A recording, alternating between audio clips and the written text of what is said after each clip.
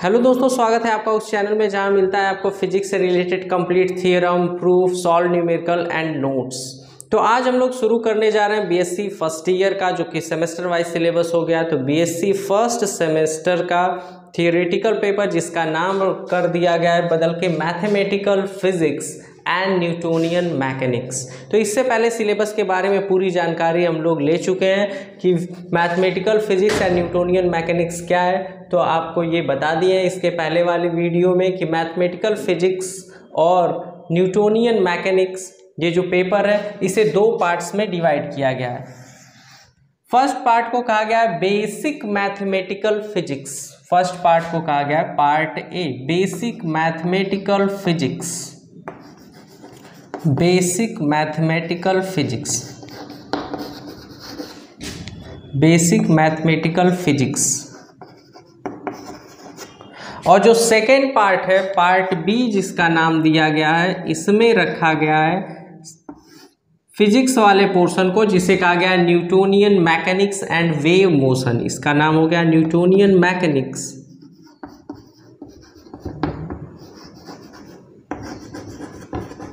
Newtonian mechanics and wave motion. तो जो ये सेकेंड पार्ट है इसके बारे में हम अलग से जब चर्चा करेंगे, इसे स्टार्ट किया जाएगा तो इसके बारे में पढ़ेंगे अलग से। फिलहाल इस वीडियो में हम लोग बात करते हैं पार्ट ए की जिसका नाम है basic mathematical physics. Basic mathematical physics को भी 4 यूनिट में डिवाइड किया गया है। 4 यूनिट में डिवाइड करें तो फर्स्ट यूनिट का नाम कहा गया है वेक्टर अलजेब्रा।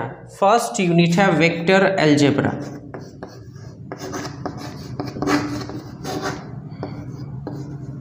सेकेंड यूनिट का नाम है वेक्टर कैलकुलस।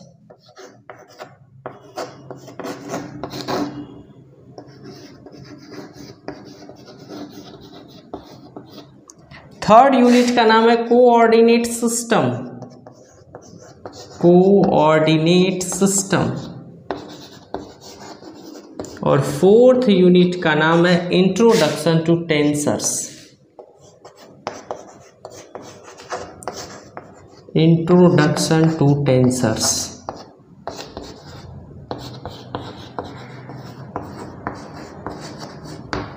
ये हो गई चारों यूनिट्स। अब पार्ट बी की बात दूसरे वीडियो से शुरू किया जाएगा। इसका अलग प्लेलिस्ट रहेगा, आपको अलग प्लेलिस्ट में मिल जाएगा बेसिक मैथमेटिकल फिजिक्स, और अलग प्लेलिस्ट में आपको मिलेगा Newtonian mechanics and wave motion. तो शुरू करते हैं बेसिक मैथमेटिकल फिजिक्स, और इसमें भी शुरू करें फर्स्ट यूनिट जिसका नाम है वेक्टर अलजेब्रा। यूनिट 1 है ये वेक्टर अलजेब्रा, यूनिट 1। ये हो गया यूनिट 2, ये हो गया यूनिट 3, ये हो गया यूनिट 4। तो यूनिट फर्स्ट है वेक्टर अलजेब्रा, यूनिट सेकेंड है वेक्टर कैलकुलस, यूनिट थर्ड है कोऑर्डिनेट सिस्टम, एंड यूनिट 4 है introduction to tensors. Vector scalar के बाद थर्ड टाइप की जो फिजिकल क्वांटिटी आएगी उसे कहेंगे टेंसर। तो सबसे पहले हम लोग शुरू करते हैं फर्स्ट यूनिट जिसका नाम रहेगा वेक्टर अलजेब्रा। तो वेक्टर अलजेब्रा जो है उसमें लगा हुआ है फर्स्ट टर्म है वेक्टर। तो हमें पढ़ना पड़ेगा वेक्टर के बारे में, वेक्टर्स क्या होते हैं। तो वेक्टर जानने के लिए इससे पहले आप वेक्टर को हिंदी में जानते हैं कि वेक्टर मतलब होता है सदिश। सदिश मतलब दिशा के साथ। वे राशियां जिनमें परिमाण के साथ साथ दिशा भी होता है। Those quantities, those physical quantities which has magnitude and direction both are known as vectors. तो वेक्टर्स की हमें बात करनी है।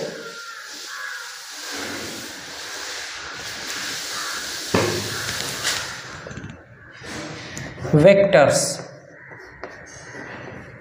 वेक्टर की हिंदी जानते हैं आप सदिश।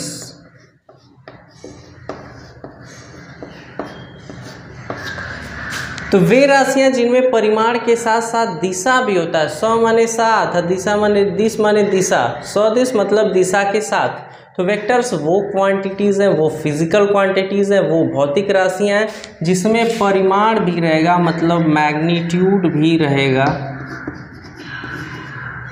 एंड डायरेक्शन और दिशा भी रहेगी। तो ऐसी भौतिक राशियां जिनमें परिमाण के साथ साथ परिमाण के साथ साथ दिशा भी हो, वे कहलाती हैं सदिश राशियां, वेक्टर क्वांटिटी। तो हम लोग वेक्टर समझ गए, लेकिन इसके बारे में भी कुछ लिखे नहीं कि वेक्टर्स क्या हैं, स्केलर्स क्या हैं, इनके एग्जाम्पल्स क्या हैं। वेक्टर अगर फिर से एक बार रिकॉल करें, उसे दोहराएं, तो क्या था कि वेक्टर्स क्या होते हैं? Those physical quantities which have both the magnitude and direction. Vector में क्या होगा? मैग्नीट्यूड भी होगा और डायरेक्शन होगा। मतलब वे भौतिक राशियां जिनमें परिमाण के साथ साथ दिशा भी होती है। तो फिजिकल क्वांटिटीज मतलब भौतिक राशियां, एक नया टर्म जो आया है वही है फिजिकल क्वांटिटीज। तो इसे भी समझना होगा कि फिजिकल क्वांटिटीज अर्थात भौतिक राशियां होती क्या है, अर्थात भौतिक राशियां होती क्या है। तो ये सब हमें तो पढ़ना है वेक्टर अलजेब्रा। अगर देखें तो बीएससी फर्स्ट सेमेस्टर का पार्ट है, ये हम लोग पढ़ रहे हैं बेसिक मैथमेटिकल फिजिक्स, इसका यूनिट 1 वेक्टर अलजेब्रा। और वेक्टर में हमें पढ़ना है वेक्टर, तो वेक्टर के बारे में पूरा पढ़ना है। तो इसे पढ़ने से पहले आप इंटरमीडिएट में जो भी बेसिक चीज़ें इससे रिलेटेड पढ़ी हैं, अगर उन दोनों को रिलेट कर दिया जाए तो ये बात समझने की प्रायिकता बढ़ जाती है। इसलिए कुछ चीज़ें जो आप इंटरमीडिएट में पढ़े हैं उसे यहाँ फिर आपको रिवाइज कराते हुए आगे की ओर बढ़ रहे हैं। बीएससी आपको बिल्कुल आसान लगेगा, इस बात की तो पूरी गारंटी है। बस ये कि आप हर लेक्चर अटेंड करें, प्रॉपर नोट्स बनाएं और हर चीज़ को आपको पिछले ज्ञान से, पूर्व ज्ञान से जोड़कर ही पढ़ाया जाएगा। तो ऐसा कुछ नहीं है जो अचानक से आ जाए और कहा जाए कि ये होता है, लिख लीजिए, याद कर लीजिए, तो ऐसा कुछ नहीं है। सब कुछ जो भी आप इंटरमीडिएट में पढ़ के आए उसे आप थोड़ा पढ़ लें, रिवाइज कर लें। और नहीं भी पढ़ते हैं तो केवल यहाँ जितना भी पढ़ाया जा रहा है उसे ध्यान पूर्वक देखें और सुने, क्योंकि बीएससी जो फर्स्ट सेमेस्टर फर्स्ट ईयर है वो पूरा का पूरा इंटरमीडिएट को ही आधार बना के लिखा गया। तो आधी बातें इंटरमीडिएट की, उसके बाद की थियरम्स कुछ आगे बढ़ा दिए गए। तो ये पुराने फर्स्ट जब समय ईयर वाइज होता था तब भी था, और अब जब सेमेस्टर वाइज है तब भी है। तो इंटरमीडिएट पे आपकी अगर कमांड है तो आपको समझने से कोई नहीं रोक सकता और हम आपको समझा ही लेंगे, और नहीं कमांड है तो फिर आपको हमें समझने के लिए यहाँ लगातार कनेक्ट रहना होगा। जो भी पीछे की बातें बताई जा रही हैं उसे अगर आप एक बार पढ़ लें। तो बात करते हैं हम फिजिकल क्वांटिटीज़ की, भौतिक राशियों के बारे में। तो भौतिक राशियां क्या होती हैं? तो वे राशियां जिन्हें मापा और तौला जा सके, मापा या तौला जा सके, मापा मेजर किया जा सके, तौला जा सके, ऐसा आप पढ़ के आए हैं कि वे भौतिक राशियां जिन्हें मापा और तौला जा सके तथा आंकिक मान के रूप में व्यक्त किया जा सके, आंकिक मान के रूप में व्यक्त किया जा सके, आंकिक मान के रूप में व्यक्त किया जा सके। तो आंकिक मान के रूप में व्यक्त भी करना है, जिन्हें मापा जा सके या कहा जाए तौला जा सके, उन्हें ही कहा जाएगा भौतिक राशियां, फिजिकल क्वांटिटीज। अब इसमें आप पढ़ें, अब इसकी अगर डेफिनेशन की बात करें तो वे भौतिक राशियां जिन्हें प्रत्यक्ष या अप्रत्यक्ष रूप से मापा या तौला जा सके उन्हें कहते हैं भौतिक राशियां। तो मतलब डायरेक्ट या फिर indirectly those physical quantities which can be measured directly और इनडायरेक्टली। तो इन्हें मापना और तौलना कैसे है? डायरेक्टली या फिर इनडायरेक्टली। आपको पूरा रिटन इसका डेफिनेशन देंगे, इससे पहले समझने के लिए हम लोग लिख रहे हैं केवल शॉर्टकट, डायरेक्टली एंड इनडायरेक्टली। यहाँ एंड नहीं और रहेगा, डायरेक्टली और इनडायरेक्टली, प्रत्यक्ष या अप्रत्यक्ष रूप से। अब ये क्या होता है? तो वे भौतिक राशियां जिन्हें प्रत्यक्ष या अप्रत्यक्ष रूप से मापा जा सके, तौला जा सके, वे कहलाती हैं भौतिक राशियां। इसी का अंग्रेजी कर दे तो those quantities which can be measured directly और indirectly are known as physical quantities. तो वे भौतिक राशियां जिन्हें प्रत्यक्ष या अप्रत्यक्ष रूप से मापा जा सके वही कहलाती हैं भौतिक राशियां। अब प्रत्यक्ष या अप्रत्यक्ष का मतलब क्या है? जैसे इस डस्टर को ही मेजर करना हो तो एक स्केल लगाएंगे और उसे मेजर कर लिया जाएगा कि इसकी लंबाई लगभग 10 सेंटीमीटर है। इस बोर्ड की अगर लंबाई की बात करें तो चौड़ाई की अगर बात करें तो लगभग चौड़ाई इसकी 1 मीटर है।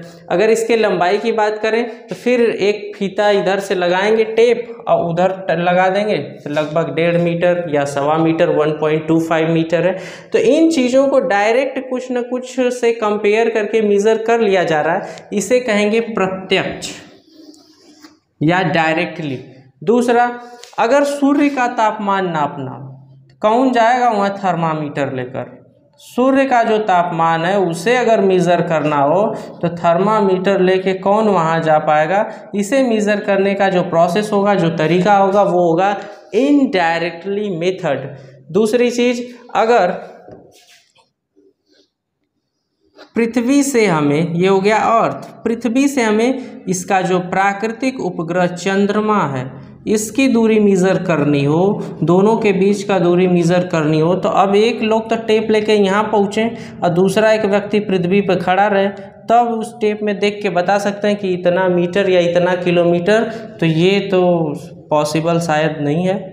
तो अब उसके बाद क्या होगा कि इन सब चीज़ों को मेज़र करने के लिए जो मेथड यूज किए जाएंगे वो मेथड किए जाएंगे अप्रत्यक्ष मेथड।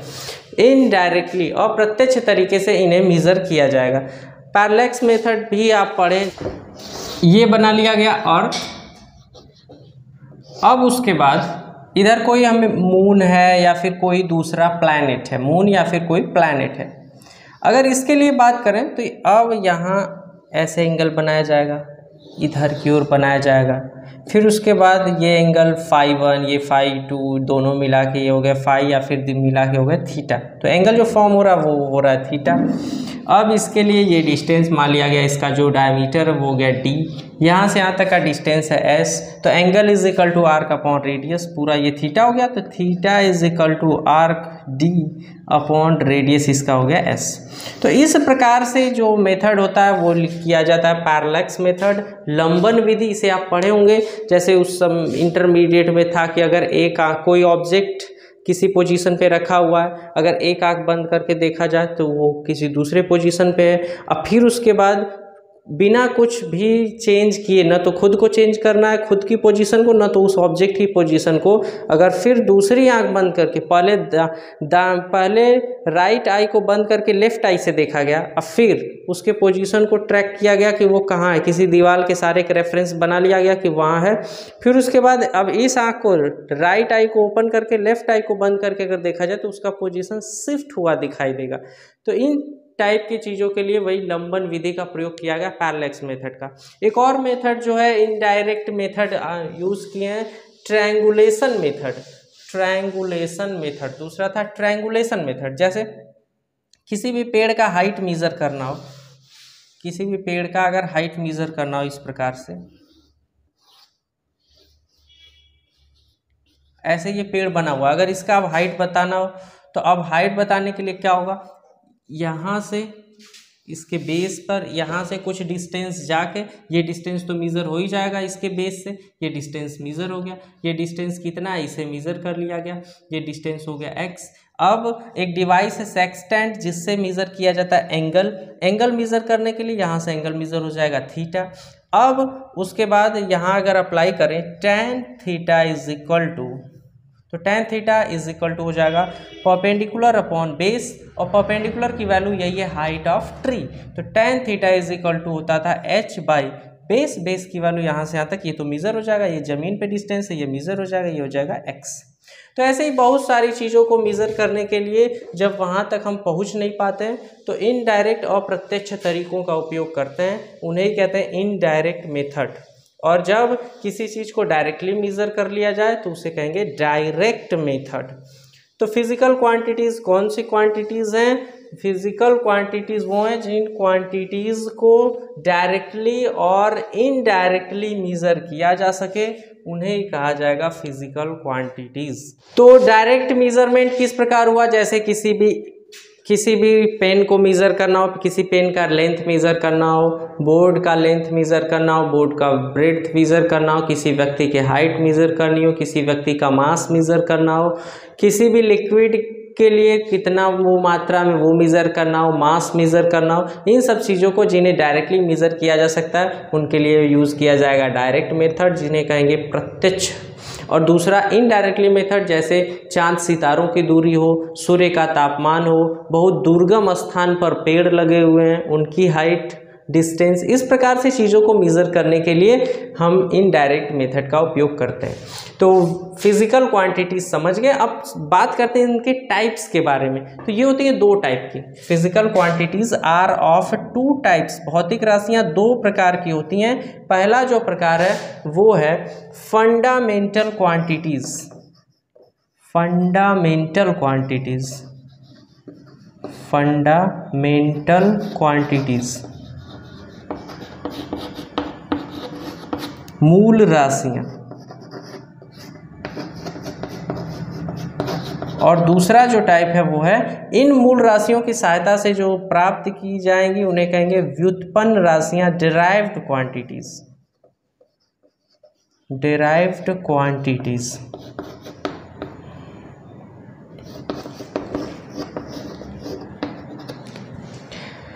अब फंडामेंटल हो गया, दूसरा व्युत्पन्न राशियां हो गया, व्युत्पन्न राशियां। तो फिजिकल क्वांटिटीज दो टाइप के होंगे, फंडामेंटल क्वांटिटीज और डिराइव्ड क्वांटिटीज। अब एक चीज देखें अगर, तो मेजरमेंट जो किया गया उसमें अब मेजरमेंट हो गया, जैसे इसी डस्टर का ही मेजरमेंट हुआ। तो ये डस्टर का जो मेजरमेंट हुआ इसमें आई दो चीज़ें, एक तो 10 और दूसरा है इसमें सेंटीमीटर। तो जब ये मेज़र करके लिखे तो लिखे 10 सेंटीमीटर, 10 सेंटीमीटर। तो जब 10 सेंटीमीटर लिखे तो 10 इसमें जो है वो है आंकिक मान, न्यूमेरिकल वैल्यू, न्यूमेरिकल वैल्यू।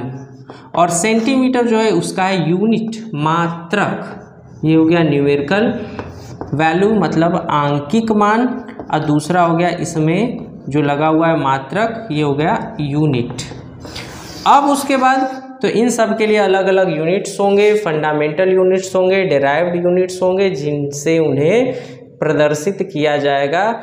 अब उसके बाद इन सब चीज़ों के बाद अब हम बात करते हैं, अब मेजरमेंट होगा क्या, बार बार कंपेयर करके ही तो मेज़र करना है। जैसे ये मान लिया गया स्केल है और ये बहुत ज़्यादा लेंथ है, तो इसे एक बार कंपेयर किए तो इसका एक बार कंपैरिजन हो गया। बार बार कंपैरिजन करना ही कहलाता है मेजरमेंट। तो ये मेजरमेंट हो गया, 3 चौक के बराबर है ये लगभग। तो बार बार तुलना करना, कंपेयर करना ही कहलाता है मेजरमेंट। तो फिजिकल क्वांटिटीज़ का मेजरमेंट हो गया डायरेक्टली या फिर इनडायरेक्टली। अब बात करते हैं हम लोग वेक्टर्स के बारे में कि वेक्टर्स हैं क्या, वेक्टर के टाइप क्या हैं। तो वेक्टर्स क्या होंगे लिखें अगर, तो vectors are those physical quantities which have both the magnitude and direction। तो अब हम चलते हैं वेक्टर पे। तो वेक्टर की जरूरत हमें पड़ी क्यों, वेक्टर की जरूरत हमें क्यों पड़ी। अगर बात करें वन डायमेंशनल मोशन की, किसी पार्टिकल का जो मोशन है वो है वन डायमेंशनल। वन डायमेंशनल किसी पार्टिकल का अगर मोशन है वन डायमेंशनल मोशन, अर्थात ये एक्स एक्सिस के अलॉन्ग भी हो सकता है और या फिर ये वाई एक्सिस के अलॉन्ग भी हो सकता है। तो अगर एक्स एक्सिस के अलॉन्ग इस प्रकार से मोशन हो रहा है तो इसमें दो डायरेक्शन, एक पॉजिटिव डायरेक्शन, दूसरा नेगेटिव डायरेक्शन। अगर ये वाई एक्सिस के अलॉन्ग हो रहा है तब भी इसमें दो डायरेक्शन, पॉजिटिव और पॉजिटिव वाई एक्सिस के अलॉन्ग और दूसरा हो गया नेगेटिव वाई एक्सिस के अलॉन्ग। लेकिन अब अगर बात करें टू डायमेंशनल मोशन या थ्री डायमेंशनल मोशन की, टू डायमेंशनल मोशन की बात करें या फिर थ्री डायमेंशनल मोशन की बात करें, थ्री डायमेंशनल को कहा जाता है स्पेस, थ्री डायमेंशनल को कहा जाता है स्पेस, और टू डायमेंशनल को कहा जाता है प्लेन। तो टू डायमेंशनल मोशन या थ्री डायमेंशनल मोशन की बात करें तो अब नंबर ऑफ डायरेक्शंस बार बार बढ़ रही। वन डायमेंशनल मोशन था तब तो दो ही डायरेक्शन थी, अब टू डायमेंशनल या फिर थ्री डायमेंशनल मोशन हो गया तो नंबर ऑफ डायरेक्शंस और ज्यादा हो गए। तो इनके साथ इफेक्टिवली डील करने के लिए एक नई प्रकार की फिजिकल क्वांटिटी आई जिसे कहा गया वेक्टर। इसमें होगा मैग्नीट्यूड और उसका पर्टिकुलर डायरेक्शन। तो वेक्टर को हिंदी में कहा जाता है सदिश, दिशा के साथ, वही बात है दिशा के साथ, डायरेक्शन इसमें पहले से रहेगा। दो प्रकार की राशियां हमें पढ़नी है, सदिश और अदिश। सदिश मतलब दिशा के साथ, सदिश। और दूसरा रहेगा अदिश।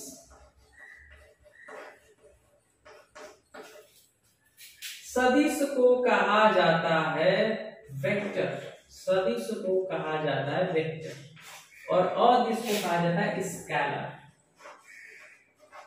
अदिश को कहा जाता है स्केलर।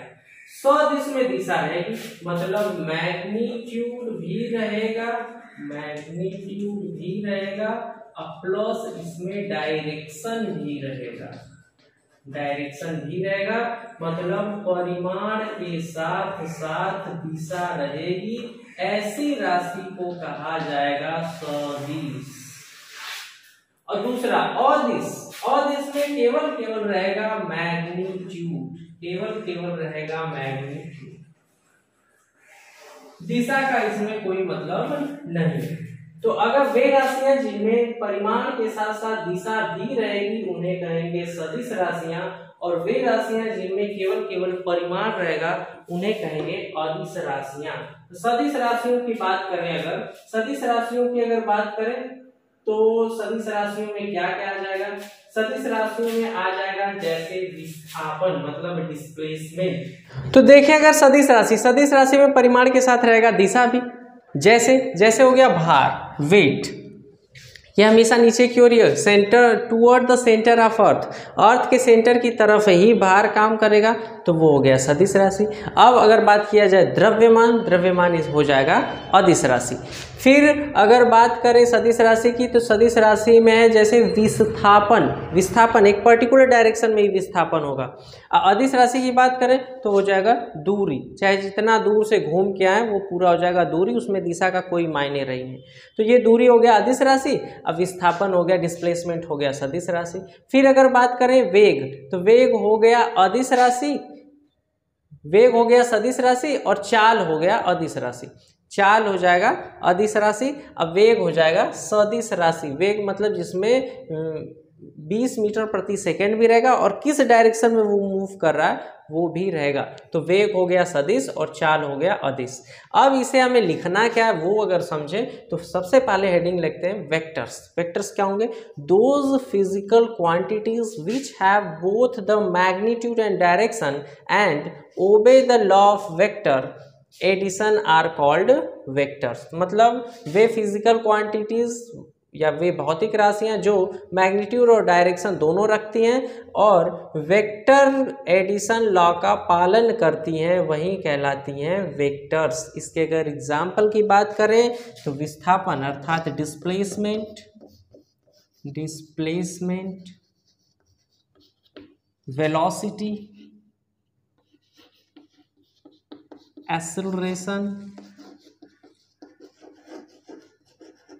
एक्सेलरेशन, फोर्स, इसे पर्टिकुलर डायरेक्शन में ही लगाना है। हमें पता है फोर्स किधर लगाना है, किसी को मारना भी हो तो अपने पर थोड़ी मार लेंगे, उसे एक पर्टिकुलर डायरेक्शन में दूसरे दिशा में ही लगाना होगा। Force, momentum, mass into velocity. तो वेलोसिटी जब वेग है सदिश राशि तो ये हो जाएगा मोमेंटम एटसेट्रा। ये हो गया वेक्टर्स। अब बात करते हैं स्केलर्स के बारे में।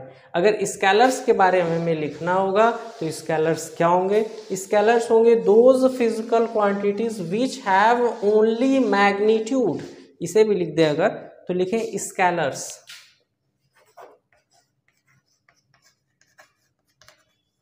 स्केलर्स लिखें those physical quantities, those physical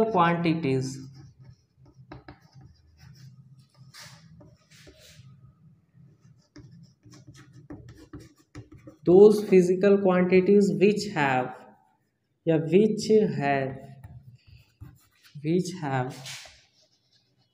only magnitude, which have only magnitude are called scalars, इन्हें क्या लिया जाएगा? स्केलर्स। जैसे एग्जाम्पल की बात करें इसका तो इसका एग्जाम्पल हो गया डिस्टेंस, वेलोसिटी की जगह हो जाएगा स्पीड, यहाँ वेलोसिटी था तो यहाँ हो गया स्पीड, स्पीड में कोई डायरेक्शन नहीं है, स्पीड। फिर हो जाएगा टेम्परेचर, मास, डेंसिटी एटसेट्रा। टेम्परेचर, मास, डेंसिटी। अगर यही वेट हो जाएगा तो वो हो जाएगा वेक्टर क्वांटिटी, क्योंकि वेट मतलब भार, भार में एक पर्टिकुलर डायरेक्शन है, दिशा है, और यही है अगर मास, तो मास में कोई डायरेक्शन नहीं है। तो ये हो गया स्केलर और ये हो गया वेक्टर्स। अब वेक्टर्स को रिप्रेजेंट कैसे करेंगे? वेक्टर को रिप्रेजेंट करेंगे एक एरो से। वेक्टर को रिप्रेजेंट किया जाएगा एरो से, और इसके डायरेक्शन को रिप्रेजेंट किया जाएगा एरो हेड से। वेक्टर को रिप्रेजेंट करने के लिए ये हो गया एरो, और इसके डायरेक्शन को रिप्रेजेंट करने के लिए बना लिया गया एरो हेड। इधर से अगर दिखाना, इस वेक्टर को अगर रिप्रेजेंट करना हो तो इसे इस प्रकार से रिप्रेजेंट किया जाएगा। अगर इसका मैग्नीट्यूड ज़्यादा रहेगा तो उस हिसाब से इसका लेंथ भी ज़्यादा रहेगा, अगर इसका मैग्नीट्यूड कम रहेगा तो इसका लेंथ भी कम रहेगा। जैसे कोई पार्टिकल अगर मूव कर रहा है 4 किलोमीटर ऐसे अगर बना लें, ईस्ट, वेस्ट, नॉर्थ, साउथ, तो कोई पार्टिकल या कोई ऑब्जेक्ट मूव कर रहा है 4 किलोमीटर या मूव कर रहा है 4 किलोमीटर ईस्ट। अब इसे रिप्रेजेंट कैसे करें? इसका डिस्प्लेसमेंट हो गया 4 किलोमीटर ईस्ट डायरेक्शन में, तो ईस्ट के लिए तब इधर बनाना, और कहा जाए 1 kilometre is equal to 1 centimetre, तो ये हो गया 1 centimetre, 2 centimetre, 3 centimetre, 4 centimetre. East के लिए डायरेक्शन हो जाएगा इधर, ईस्ट के डायरेक्शन में। अगर नॉर्थ में मोशन हो रहा होगा तो मान लिया गया कोई दूसरा पार्टिकल है, वो 3 किलोमीटर जो है वो नॉर्थ जा रहा है, तो ये हो जाएगा 3 किलोमीटर नॉर्थ। साउथ जा रहा होगा तो नीचे की ओर बना लेंगे। इस प्रकार से सब बना सकते हैं, इसे रिप्रेजेंट कर दिया जा सकता है वेक्टर को। तो अब बात करते हैं वेक्टर के टाइप के बारे में। तो वेक्टर है 2 टाइप के फिलहाल, तो पोलर और एक्सियल। पोलर जो है वो होंगे 1 डायरेक्शनल, जिनका इनिशियल पॉइंट होगा, और दूसरे होंगे एक्सियल। एक्सियल मतलब वो रोटेशनल मोशन शो कर रहे होंगे, जैसे एंगुलर वेलोसिटी है किसी भी फिक्स डायरेक्शन के अलोंग।